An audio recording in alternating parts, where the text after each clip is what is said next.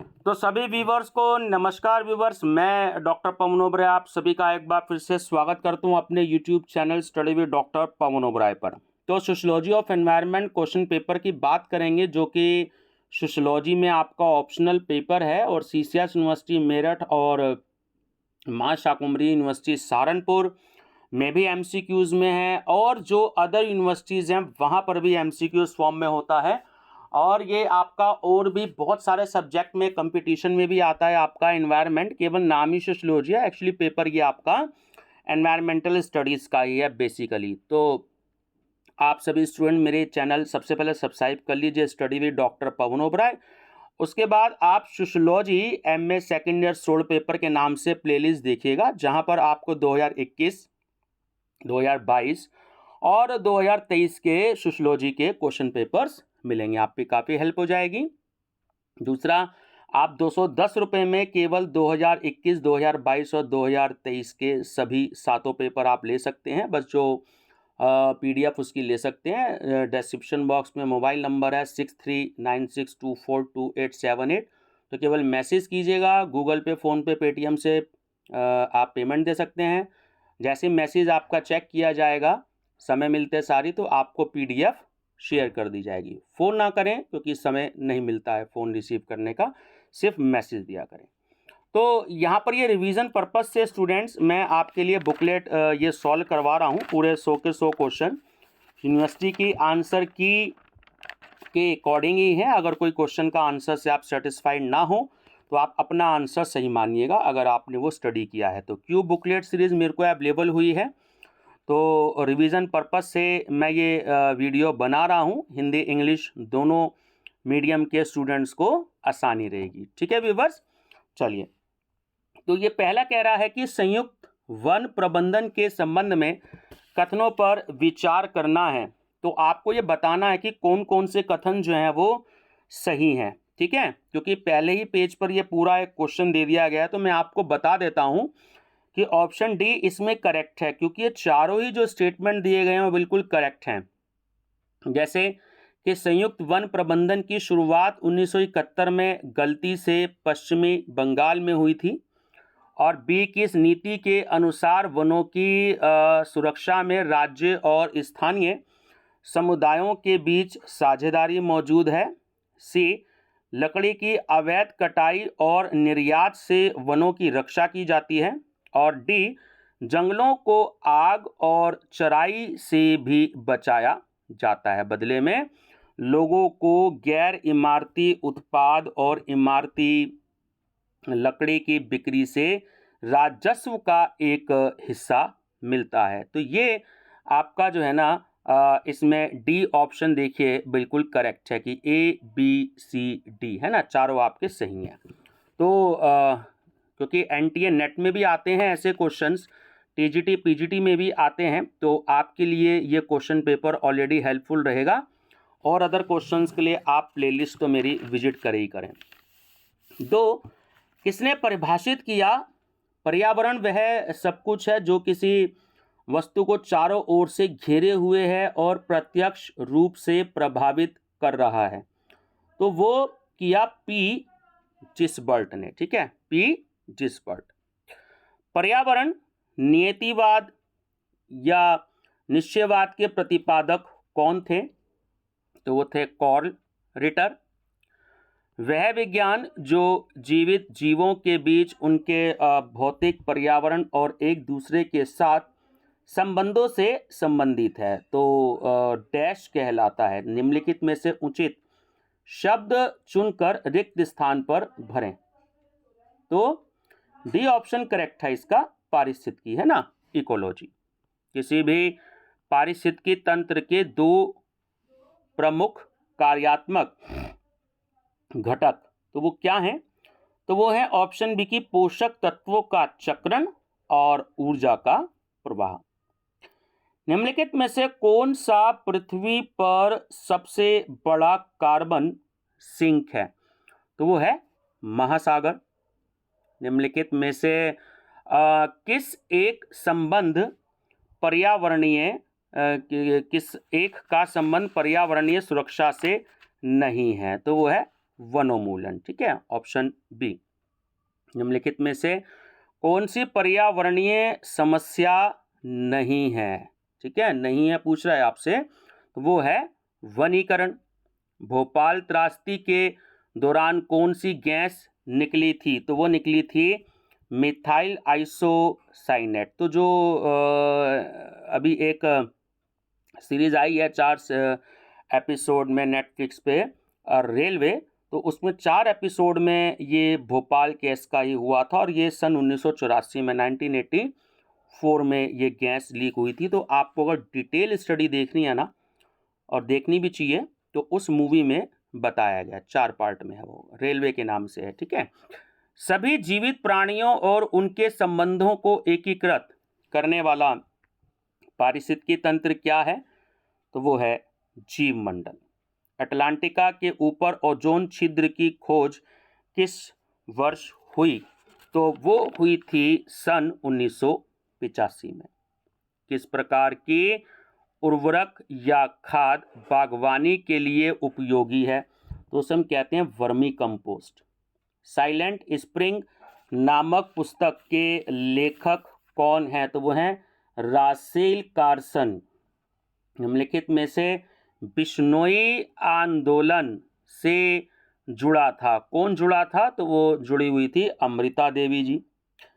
निम्नलिखित में से कौन सा पारिस्थितिकी तंत्र पृथ्वी पर अधिकतम क्षेत्र को कवर करता है? तो वो है समुद्री पारिस्थितिकी तंत्र। खाद्य श्रृंखला डैश से शुरू होती है, किससे होती है? तो वो फोटोसिंथेसिस से होती है ना, प्रकाश संश्लेषण से। निम्नलिखित में से कौन पारिस्थितिकी तंत्र की श्रृंखला में प्राथमिक उत्पादक है? तो वो होता है स्वपोषक।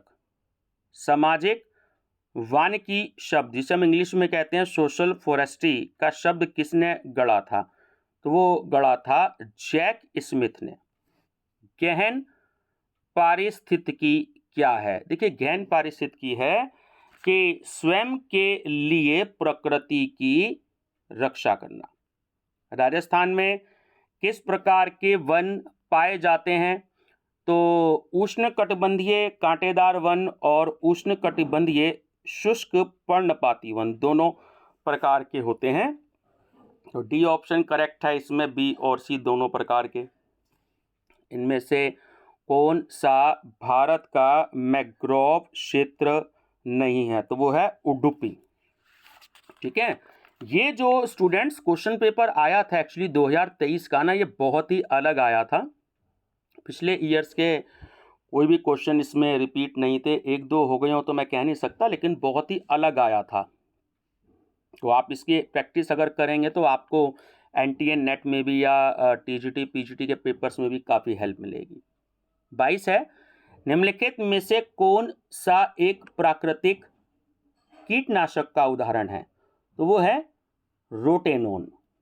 कृषि क्षेत्रों में उर्वरकों और कीटनाशकों के अत्यधिक उपयोग से मुख्य रूप से कौन सा प्रदूषण होता है? तो वो होता है मृदा प्रदूषण। किस केंद्र शासित प्रदेश का 90% से अधिक क्षेत्र वनों से आच्छादित है? तो वो है लक्षद्वीप। सतत विकास की व्याख्या सर्वप्रथम कहाँ की गई थी? है ना, तो वो थी ऑप्शन बी, ब्रटलैंड आयोग की रिपोर्ट। किस देश के प्रथम पर्यावरण आंदोलनों में से एक के रूप में मान्यता प्राप्त है? तो वो है चिपको आंदोलन को। ठीक है, चिपको आंदोलन, इस पे क्वेश्चन जरूर आता है हर साल। मृदा संरक्षण वह प्रक्रिया है जहां क्या होता है? जहां मिट्टी नुकसान के विरुद्ध सुरक्षित है।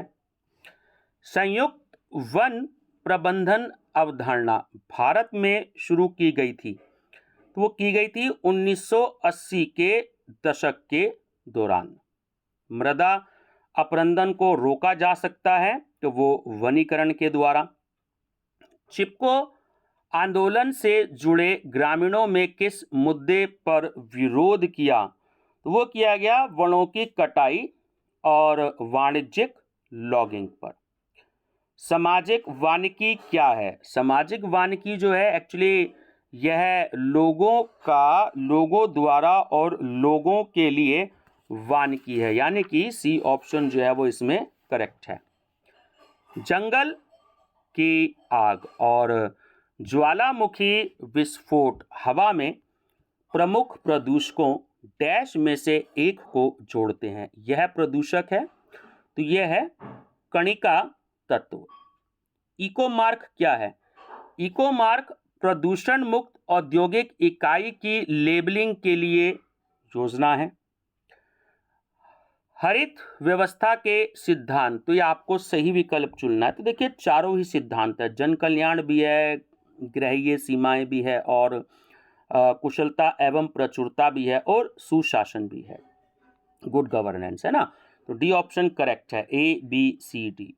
मृदा संरक्षण की वह विधि जिसमें फसलों को बारी बारी से कतारों में उगाया जाता है और मिट्टी को वर्षा से बचाने के लिए अलग अलग समय पर बोया जाता है, तो वो कहलाती है इंटर क्रॉपिंग। ठीक है, चलिए नेक्स्ट है एल नीनो क्या है? तो ये एक गर्म महासागरीय धारा है। ग्रीन पीस के संदर्भ में असत्य कथन की पहचान कीजिए, तो वो क्या है? वो है ऑप्शन डी की यह एक अंतरराष्ट्रीय सरकारी संगठन है। वर्मी कंपोस्ट तैयार की जाने वाली खाद है, किसके द्वारा? केंचुए के द्वारा। यूएनडीपी द्वारा प्रकाशित मानव विकास रिपोर्ट किसके आधार पर देशों की तुलना करती है? तो वो स्वास्थ्य स्तर भी करती है, प्रति व्यक्ति आय पर भी करती है और लोगों का शैक्षिक स्तर पर भी करती है। तो डी करेक्ट है उपयुक्त सभी।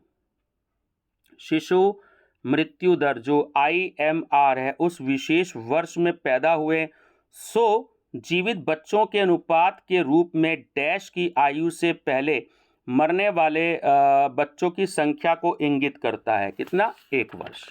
ठीक है, चलिए नेक्स्ट है डैश एक राजनीतिक विचारधारा है जिसका उद्देश्य पारिस्थितिक रूप से स्थायी समाज को बढ़ावा देना है, लेकिन हमेशा नहीं। पर्यावरणवाद, अहिंसा और सामाजिक न्याय और सतही या जमीनी लोकतंत्र इसमें निहित है। तो वो क्या है? तो वह ऑप्शन सी हरित राजनीति या पारिस्थितिकी राजनीति। निम्नलिखित में से कौन सा नागोया प्रोटोकॉल से संबंधित है? तो वो है जैव विविधता। सतत धारणीय विकास क्या है? तो ऑप्शन ए कि संसाधनों के उपयोग की आवश्यकता को संतुलित करना और भविष्य के लिए उनका संरक्षण भी सतत विकास कहलाता है। Indian state of forest report 2021 के अनुसार भारत में वृक्षों का आवरण प्रतिशत कितना है? तो वो है 2.91%। सामाजिक वानिकी कहाँ प्रचलित है? तो वो पारंपरिक वन क्षेत्र। IPCC क्या है? तो वो है जलवायु परिवर्तन से संबंधित अंतर सरकारी पैनल। एक जैव विविधता हॉटस्पॉट है डैश, तो दोनों ही हैं। इसमें उच्च स्तर की स्थानिक प्रजातियों वाला क्षेत्र है और जिसने महान आवास हानि का अनुभव किया है ना, तो दोनों ही करेक्ट हैं, ए और बी दोनों। डैश XC2 संरक्षण का एक उदाहरण है, तो वो है पीज बैंक। 2011 की जनगणना के अनुसार भारत में वार्षिक घातीय वृद्धि दर कितनी है? तो वो है 1.64%। निम्नलिखित में से कौन सी एक समिति नहीं है जिसने गरीबी के मुद्दे से निपटने के लिए स्थापित किया गया है? जिसे गरीबी के मुद्दे से निपटने के लिए स्थापित किया गया, तो वह है मेहता समिति।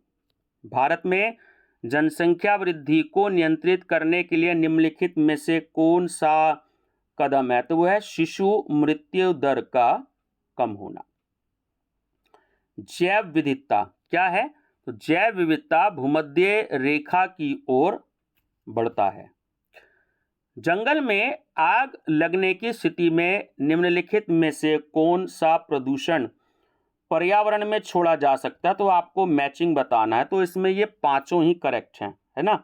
Methane, ozone, benzene, nitrogen dioxide और सल्फर डाइऑक्साइड, तो ये सारे ही हैं। तो इसमें डी ऑप्शन आपका करेक्ट है। 1 2 3 4 5। भूमंडलीय तापक्रम में वृद्धि क्या है? तो पृथ्वी के वायुमंडल और उसके महासागरों के औसत तापमान में वृद्धि। निम्नलिखित में से कौन टाइगर मैन ऑफ इंडिया है? तो वह है कैलाश सांखला। अम्लीय वर्षा वायुमंडलीय सांद्रता में वृद्धि के कारण होता है, तो वह SO2 और NO2। निम्नलिखित में से कौन सा सतत विकास लक्ष्य नहीं है जिसे 2030 तक प्राप्त करने का रखा गया है? तो वो है अंतरिक्ष अनुसंधान, ऑप्शन डी। वन अधिकार अधिनियम 2006 के अनुसार निम्नलिखित में से कौन सी इकाई संयुक्त वन प्रबंधन के लिए वनवासियों के अधिकारों, निर्णय लेने, योजना और प्रबंधन को सुनिश्चित करने में महत्वपूर्ण भूमिका निभाती है? तो वो है ग्राम सभा। निम्नलिखित में से कौन सा आंदोलन 1973 में भारत में एक जल विद्युत परियोजना द्वारा केरल के पलक्कड़ जिले में एक सदाबहार उष्णकटिबंधीय वन को बाढ़ से बचाने के लिए शुरू हुआ? तो वो हुआ साइलेंट वैली आंदोलन। वर्ष 2012 में जलवायु परिवर्तन पर पार्टियों का संयुक्त राष्ट्र सम्मेलन आयोजित किया गया था, तो वो था दोहा। हरित राजनीति के प्रमुख सिद्धांत तो देखिए 4 हैं, ABCD, है ना, जो है आपका पारिस्थितिकी ज्ञान, सामाजिक न्याय, सतही लोकतंत्र और अहिंसा। तो ये चारों हैं, सी ऑप्शन आपका करेक्ट है। निम्नलिखित में से कौन सा रासायनिक कीटनाशक है? तो DDVP। उर्वरकों में NPK क्या है? तो N for nitrogen, P for phosphorus और K फॉर पोटेशियम। ठीक है, ये करेक्ट है। डैश बेहतर मानव रहित तथा समाज समता स्थापित करती है तथा पर्यावरणीय खतरों एवं पारिस्थितिकी अभावों में कमी करती है? तो वो है हरित अर्थव्यवस्था। निम्नलिखित में से कौन सा हरित भवन का उद्देश्य नहीं है? तो देखिए, ना तो पानी का उपयोग कम करने के लिए, ना पर्यावरण की क्षति को कम करने के लिए, और ना अपशिष्ट पदार्थों का पुनः उपयोग। तो इसमें डी ऑप्शन करेक्ट है कि डी इनमें से कोई नहीं। दक्षिण गंगोत्री है, क्या है? ये अटलांटिका में एक भारतीय शोध संस्थान है। ठीक है, चलिए नेक्स्ट है, आधुनिक विश्व में किस देश को विकसित माना जा सकता है? निम्नलिखित कथनों में से अपना उत्तर चुनिए। तुम सीधा आंसर की तरफ जाते हैं, तो जिसमें आपका ऑप्शन नंबर बी सही है कि जो देश मानव विकास सूचकांक में सबसे अधिक है उन्हें विकसित देश माना जाता है ना। तो ह्यूमन डेवलपमेंट इंडेक्स जो होता है तो वही जो है विकसित देश माना जाएगा। वर्ल्ड वॉच इंस्टीट्यूट के संदर्भ में असत्य कथन को पहचानिए। तो क्या पहचानना है कि वर्ल्ड वॉच इंस्टीट्यूट का जो मुख्यालय है, हेडक्वार्टर, वो यूके में कैम्ब्रिज में है ना। तो ये असत्य है, ध्यान रखना, गलत आपसे पूछ रहा है। नेक्स्ट है जैव क्षेत्रवाद। तो जैव क्षेत्रवाद के बारे में आपसे सही कथन पूछ रहा है, तो दोनों ही कथन बिल्कुल सही हैं कि जैव क्षेत्रवाद एक अवधारणा है जो राष्ट्रीय सीमाओं से परे है, और जैव क्षेत्रवाद का दावा है कि एक जैव क्षेत्र के पर्यावरणीय घटक, भूगोल, जलवायु, पौधों का जीवन, पशु जीवन आदि मानव समुदायों के कार्य करने और एक दूसरे के साथ अंतःक्रिया करने के लिए तरीकों को सीधे प्रभावित करता है। तो दोनों ही करेक्ट है ना। तो सी ऑप्शन इसमें सही है। भारत में खराब जीवन स्तर एवं कुपोषण का क्या कारण है? तो सीधी सी बात है, अधिक जनसंख्या के कारण। कुल प्रजनन दर है, तो वो है कि एक महिला अपने जीवन काल में कितने बच्चों को जन्म देगी। राष्ट्रीय शहरी स्वच्छता नीति के तहत एक शहर जो 34 और 66 के बीच स्कोर करता है तो और काफ़ी सुधार की आवश्यकता है, तो वह रंग कोडित होगा, तो वो काले से होगा। ठीक है, बी करेक्ट है। निम्नलिखित में से कौन सा प्रति व्यक्ति आय में कमी का मुख्य कारण है? तो जनसंख्या वृद्धि में वृद्धि के कारण, वनोन्मूलन के कारण मृदा का भारी अपरदन होता है, यह सतही जल के प्रवाह को बुरी तरह से प्रभावित करता है। निम्नलिखित में से कौन इन कारणों से बुरी तरह से प्रभावित होता है? तो वो होता है पारिस्थितिकी तंत्र, पारिस्थितिकी नारीवाद। ठीक है, अब ये क्या है आपसे कि तीनों स्टेटमेंट जो है वो इसमें सही हैं, आपको उचित कथन बताना है ना।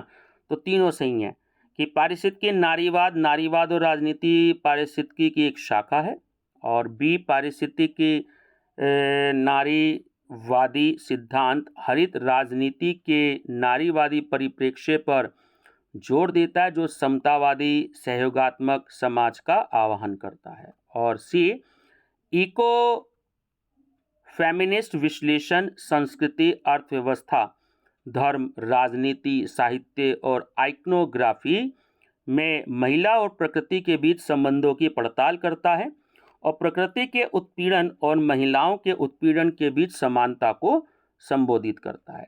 ठीक है, तो ये काफ़ी टफ आया था ये पिछली बार का पेपर, इसलिए आप इस वीडियो को दोस्तों को भी शेयर कर दीजिएगा, उनसे कहिए कि वीडियो को 2-3 बार अच्छे से इसको सुन लें। ठीक है ना, देख लें, इसको पढ़ लें अच्छे से, क्योंकि थोड़ा सा टफ पेपर आया था ये। अगस्त 2019 में विश्व जैव ईंधन दिवस की पूर्व संध्या पर निम्नलिखित में से किस राज्य ने जैव ईंधन नीति 2019 जारी की? तो वो करी राजस्थान ने। निम्नलिखित युग्मों में से कौन सा सही नहीं है? तो वो है ए कि सिमलीपाल राष्ट्रीय उद्यान जो है वो मध्य प्रदेश में नहीं है, है ना। तो ए ऑप्शन है आपका। Momentum for change, climate neutral now, यह पहल किसके द्वारा शुरू की गई थी? तो ये की गई थी UNFCCC सचिवालय के द्वारा। आसन कंजर्वेशन रिजर्व के संबंध में निम्नलिखित कथनों पर विचार करें, और आपको सही कथन बताना है। तो ये दोनों ही सही हैं। यह रिजर्व देहरादून जिले के पास यमुना नदी के तट पर स्थित है, और यह एक रामसर स्थल है। ठीक है ना, तो सी इसमें ऑप्शन करेक्ट है, ए और बी दोनों। निर्धारित करें कि कार्बन साइक्लिंग किन चरणों या स्तरों में होती है? तो ऑप्शन ए सही है, वायुमंडल, फिर जीवित जीव और फिर मृत जीव। नेक्स्ट है, निम्नलिखित में से कौन सा सतत विकास लक्ष्य सभी के लिए जल और स्वच्छता की उपलब्धता और सतत प्रबंधन सुनिश्चित करता है? तो वो है SDG 6। देखिए SDG जो है ना आपका ये सनस्टेबल वाला जो है क्वेश्चन, ये NTA नेट में जो है ना 1-2 क्वेश्चन इस पे जरूर आते हैं। भारत में जैव विविधता के संदर्भ में निम्नलिखित कथनों पर विचार करें। देखिए आपको बताना है इसमें कि कौन सा सही है। तो इसमें 2 और 3 नंबर सही हैं कि भारत में प्रलेखित पशु प्रजातियों की संख्या पौधों की प्रजातियों की संख्या से अधिक है, और 3 कि भारत में वनस्पतियों और जीवों की सभी प्रलेखित प्रजातियों में से 1% से भी कम विश्व स्तर पर खतरे में है। ठीक है, तो बी ऑप्शन इसमें करेक्ट है, 2 और 3। WSDS 2023 का मुख्य विषय क्या है? तो वो है कि सामूहिक कार्यवाही के लिए सतत विकास एवं जलवायु लचीलापन को मुख्य धारा में लाना। चलिए नेक्स्ट जो है एक फिर से जो है एक मैचिंग क्वेश्चन आ गया है, तो मैं आपको इसमें बता देता हूं। इसमें आपका ऑप्शन नंबर 4 जो है यानी डी जो है वो करेक्ट है कि जो SDG 10 है ना वो असमानता में कमी से संबंधित है। उसके बाद जो बी है आपका SDG 13 वो जलवायु परिवर्तन से संबंधित है। सी है आपका SDG 14 वो जल के नीचे जीवन से संबंधित है। और जो है आपका डी SDG 15 वो भूमि पर जीवन से संबंधित है। तो डी ऑप्शन जो है वो करेक्ट है। ठीक है, केंचुए किसानों के मित्र माने जाते हैं, निम्नलिखित में से इसके लिए सही कारणों का चयन कीजिए। तो इसमें आपका बी ऑप्शन करेक्ट है। पहले हम सी को देखते हैं इसमें कि केंचुए मिट्टी को नीचे खोदकर नरम कर देते हैं, ये भी सही है। कैंचियों द्वारा बनाई गई सुरंगें हवा और पानी को मिट्टी में जाने का आसान मार्ग प्रदान करती है, ये भी सही है। और एक केंचुए मृत पत्तियों और पौधों को खाते हैं और उनका मल मिट्टी को उपजाऊ बनाता है। ठीक है, तो ये जो तीनों है ना ये बिल्कुल सही है। तो आपका बी ऑप्शन करेक्ट है। वाणिज्य में प्राणी जगत और वनस्पति जगत के व्यापार संबंधी विश्लेषण जो ट्रैफिक है के संदर्भ में निम्नलिखित कथनों पर विचार कीजिए। अब फिर आपसे सही पूछ रहा है, तो 2 नंबर का सही है कि ट्रैफिक का मिशन यह सुनिश्चित करना है कि वन्य पादपों और जंतुओं के व्यापार से प्रकृति के संरक्षण को खतरा ना हो। चलिए नेक्स्ट है, कौन सा एक बाघ परियोजना सुमेलित है? तो वो है पेंच जो कि मध्य प्रदेश में है। निम्नलिखित में से कौन से जलवायु परिवर्तन पर राष्ट्रीय कार्य योजना के मिशन हैं? तो वो है एक तो आपका राष्ट्रीय सौर मिशन ए, उसका बी है हरित भारतीय मिशन और फिर उसके बाद डी है राष्ट्रीय जल मिशन। तो ए ऑप्शन जो है वो इसमें आपका सही है। ठीक है, चलिए नेक्स्ट है, भारत का पहला हरित भवन कहाँ स्थित है? तो वो है CII सोहराबजी ग्रीन बिजनेस सेंटर जो कि हैदराबाद में है। ठीक, पारिस्थितिकी के आधुनिकीकरण के संबंध में निम्नलिखित कथनों पर विचार करें। तो ये तीनों स्टेटमेंट आपके सही है ना, इसमें ऑप्शन नंबर डी आपका करेक्ट है कि पारिस्थितिकी आधुनिकीकरण विचारधारा का एक स्कूल या दर्शन है जो कि तर्क देता है कि पर्यावरण की रक्षा के लिए राज्य और बाजार दोनों मिलकर कार्य करते हैं। बी, अंतर्राष्ट्रीय स्तर पर पिछले कई दशकों में इसने विद्वानों और नीति निर्माताओं के बीच ध्यान आकर्षित किया है। और सी, यह एक विश्लेषणात्मक दृष्टिकोण के साथ साथ एक नीतिगत राजनीति और पर्यावरणीय विमर्श भी है। तो डी ऑप्शन जो है वो करेक्ट है। इको मार्क निम्नलिखित में से किन भारतीय उत्पादों को दिया जाता है? तो वो दिया जाता है जो पर्यावरण के अनुकूल हो, है ना। तो सी ऑप्शन जो है वो करेक्ट है। लॉस एंड डैमेज फंड के संदर्भ में निम्नलिखित कथनों पर विचार करना है। तो मैं आपको बता दूं कि पहला और तीसरा सही है इसमें, कि यह जलवायु से जुड़ी आपदाओं के लिए सबसे कमजोर देशों को मुआवजा देगा। और सी है कि वार्सा इंटरनेशनल मैकेनिज्म जलवायु आपदाओं से पीड़ित विकासशील देशों को मुआवजा देने की आवश्यकता की पहली औपचारिक स्वीकृति थी। ठीक है, तो सी ऑप्शन इसमें करेक्ट है। देखिए स्टूडेंट्स, आधे घंटे से ज़्यादा की वीडियो बनने जा रही है, तो समय बहुत लगता है ऐसी वीडियो को बनाने में, फिर अपलोडिंग में, सॉल्व करने में, PDF बनाने में। संयुक्त राष्ट्र संघ के सतत विकास लक्ष्य 6 का उद्देश्य है, तो वो क्या है कि बी, सभी के लिए जल और स्वच्छता की उपलब्धता और सतत प्रबंधन सुनिश्चित करना। निम्नलिखित में से कौन सा युग्म सुमेलित नहीं है यानी मैचिंग? तो वो है औरंग राष्ट्रीय पार्क या उद्यान मिजोरम में नहीं है। ठीक है, फिर से निम्नलिखित कथनों पर विचार करना है, तो आपको सही बताना है। तो इसमें केवल ए ही सही है। क्या है कि प्रमुख उद्देश्य भूकंपीय संवेदनशील क्षेत्रों और टिहरी कस्बे के साथ वन क्षेत्रों का जलमग्न होना शामिल है। तो केवल ए सही है। ठीक है, चलिए 96 है, फिर से मैचिंग करनी है और मैचिंग में आपका डी ऑप्शन करेक्ट है। क्या कि अंतर्राष्ट्रीय ओजोन संरक्षण दिवस, तो वो तो 16 सितंबर को मनाया जाता है। उसके बाद विश्व वानिकी दिवस, तो वो 21 मार्च को मनाया जाता है। उसके बाद राष्ट्रीय ऊर्जा संरक्षण दिवस वो 14 दिसंबर को मनाया जाता है।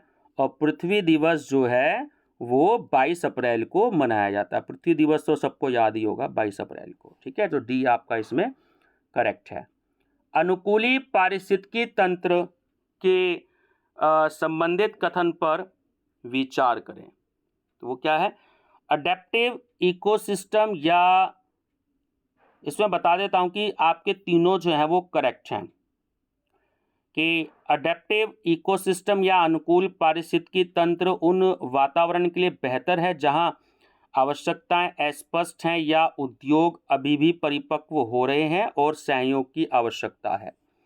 और बी, अडेप्टिव इकोसिस्टम में एक आर्केस्ट्रेटर के रूप में काम करने वाली कंपनियां जो सीधे एक साथ काम करने वाली संस्थाओं को जोड़ती है।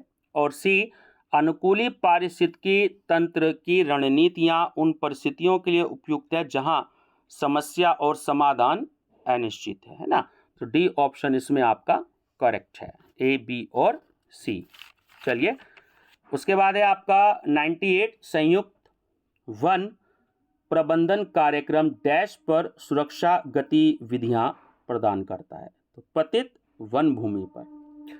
फिर से मैचिंग करना है, तो इसमें सी आपको बताना है कि निम्नलिखित में से कौन सा युग्म सम्मिलित नहीं है। तो जो नहीं पूछ रहा है आपसे, तो चंडी प्रसाद भट्ट हैं, तो वो कृत्रिम ग्लेशियर से संबंधित नहीं है। ठीक है, और लास्ट क्वेश्चन है आपका कि फिर से मैचिंग करना है, तो उसमें बता देता हूं आपको कि सही मैचिंग करना है इसमें, तो वो है आपका इसमें ऑप्शन नंबर बी कि फॉरेस्ट मैन ऑफ इंडिया, तो वो जाधव मलाई पेंग। उसके बाद जो बी है डॉल्फिन मैन ऑफ इंडिया, वो कहा जाता है रविंद्र कुमार सिन्हा को। उसके बाद जो सी है बर्ड मैन ऑफ इंडिया, वो कहा जाता है सलीम अली को। और जब वाटर मैन ऑफ इंडिया, ये कहा जाता है राजेंद्र सिंह को। ठीक है व्यूवर्स, ये देखिए 33 मिनट से ऊपर की आपकी वीडियो हो गई है। क्वेश्चन पेपर काफ़ी लेंदी था, 30 पेज की आपकी बुकलेट थी। तो इस क्वेश्चन पेपर की स्टडी जरूर कर लीजिएगा और 2021, 22 और 23 के तीनों क्वेश्चन पेपर की आप स्टडी जरूर कर लीजिएगा। वीडियो का लिंक भी शेयर कर दीजिएगा अपने दोस्तों को। और पेपर देखने के लिए आप sociology MA second year solved paper की प्लेलिस्ट देखिएगा। Thank you and best of luck.